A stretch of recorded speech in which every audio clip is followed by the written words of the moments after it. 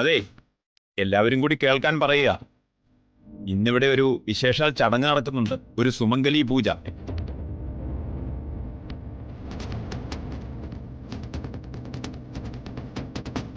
ദാമ്പത്യദോഷമൊക്കെ അകലാൻ നല്ലതാവും. പൂജയ്ക്ക് താല്പര്യമുള്ള ഭർതൃമതികളായ സ്ത്രീകൾക്ക് ദേ അങ്ങോട്ട് പോകാം. അവിടെ ലക്ഷ്മണാനന്ദ സ്വാമികളുടെ കാർമ്മികത്വത്തിലാണ് പൂജ നടക്കുന്നത്. ആഗ്രഹമുള്ളവർക്ക് അങ്ങോട്ട് പോകാം.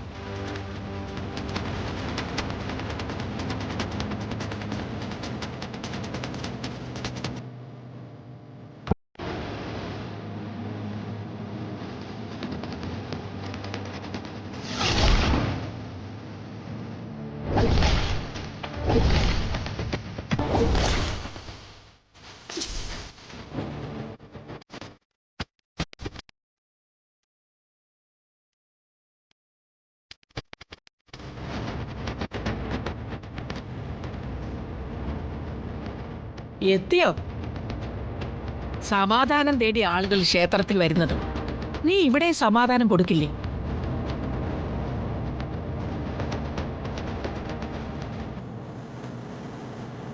നീയൊക്കെ കാലുകുത്തിയ ദൈവത്തിന്റെ ഉള്ള ചൈതന്യം കൂടി ഇല്ലാതെ പോകും. ഇവിടെ ഭദ്രകാളിയാണോ പ്രതിഷ്ഠ?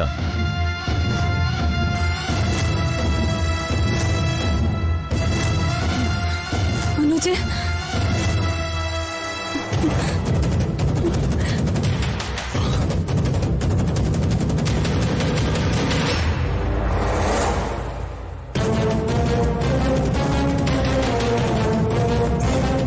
ഞാൻ നിന്നെ കാണാൻ വീട്ടിൽ വന്നിരുന്നു.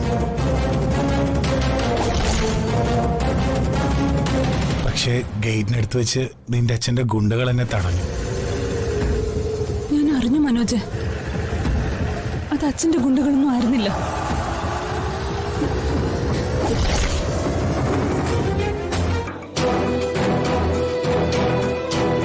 മനോജ്, അവരൊരുപാട് നിന്നെ ഉപദ്രവിച്ചോ? എനിക്ക് വേദനിച്ചില്ല. വാ, അപ്പച്ചൻ നിന്നെ തിരക്കും. ഹരിത ഇനി വരുന്നില്ല. അവളെ അവളുടെ ഭർത്താവിന്റെ കൂടെ പോകാൻ പോവാ.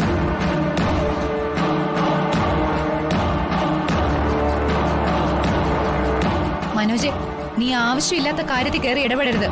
ആവശ്യമുള്ളതാണോ അനാവശ്യമാണോ എന്ന് ഞങ്ങൾ നോക്കിക്കോളാം.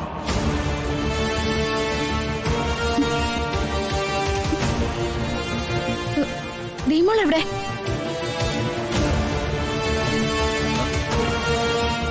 മോളെ, മോളെ, ജഗ, ദീമോളെ കാണുന്നില്ല. അത് നമുക്ക് നോക്കാം. ദിയമോളെ, ദീമോളെ, ദിയമോളെ, ദിയേ, ദേ വന്നേ. മോളെ. വാ. അല്ല,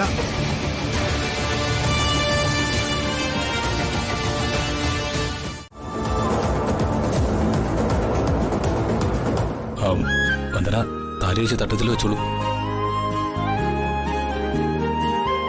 ഒരിക്കൽ ഞാൻ പോലും അറിയാതെ ജഗൻ എന്റെ കഴുത്തിൽ കെട്ടിയ താലിയായത്.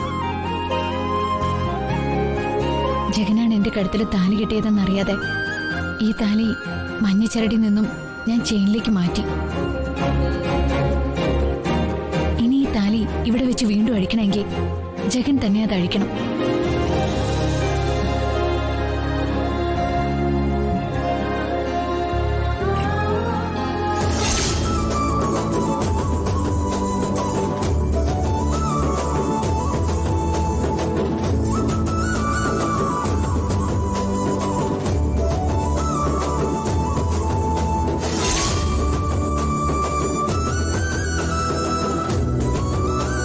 എന്താ അഴിക്കുന്നില്ലേ?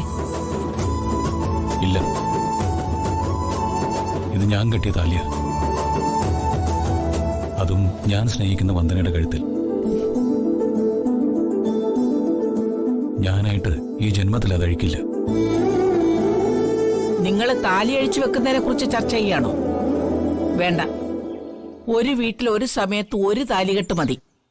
മനോജെ, വേഗം താലി അഴിച്ച് തട്ടത്തിലേക്ക് വെക്ക്.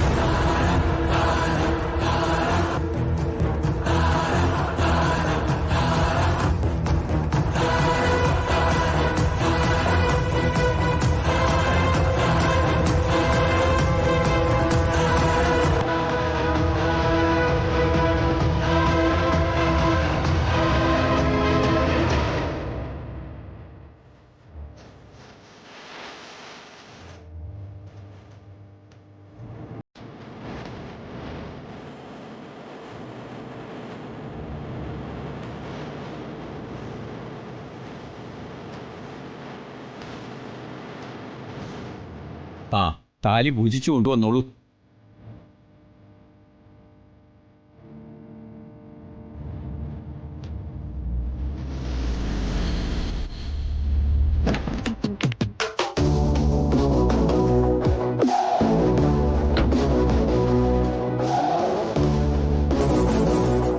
താലി പൂജിച്ചു കൊണ്ടുവരുമ്പോൾ കണ്ണുകൾ അടച്ച് ദേവീരൂപത്തെ മനസ്സിലേക്ക് കൊണ്ടുവന്ന് പ്രാർത്ഥിച്ചു നിൽക്കണം. ഭർത്താവ് മംഗല്യത്താലി കഴുത്തിൽ ബന്ധിച്ചുവെന്ന് ഉറപ്പ് വരുത്തിയ ശേഷം മാത്രമേ കണ്ണുകൾ തുറക്കാവൂ. ശരി തിരുമേനി.